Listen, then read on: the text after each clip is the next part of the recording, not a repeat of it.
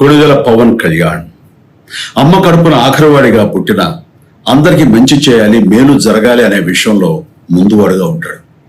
తన గురించి కంటే జనం గురించి ఎక్కువగా ఆలోచించే మనస్తత్వం నా తమ్ముడు కళ్యాణ్ బాబుది. ఎవరైనా అధికారంలోకి వచ్చాక ప్రజలకు ఏదైనా చేయాలనుకుంటారు.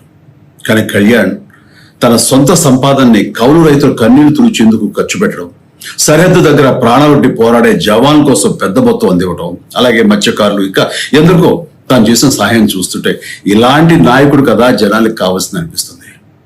ఒక రకంగా చెప్పాలంటే సినిమాలోకి తను బలవంతంగా వచ్చాడు, రాజకీయాల్లో మాత్రం ఇష్టంతోనే వచ్చాడు. ఏ తల్లికైనా తన కొడుకు కష్టపడుతుంటే గుండె తరుక్కుపోతుంది.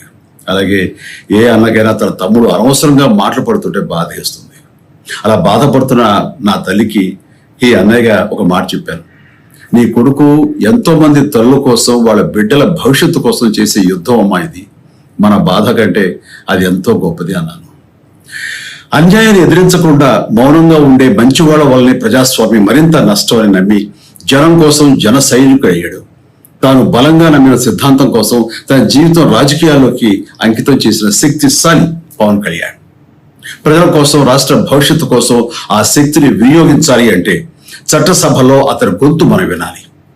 జనమే జయను నమ్మే జనసేనాని ఏమి చేయగలడో చూడాలంటే మీరు పిఠాపురం ప్రజలు కళ్యాణ్ని గెలిపించాలి. మీకు సేవకుడుగా, సైనికుడుగా అండగా నిలబడతాడు. మీకోసం ఏమైనా సరే కలబడతాడు, మీ కళ నిజం చేస్తాడు. పిఠాపురం వాస్తవ్యులకు మీ చిరంజీవి విన్నపం, గాజు గ్లాసు గుర్తుకి మీ ఓటు వేసి పవన్ కళ్యాణ్ని గెలిపించండి. జై హింద్.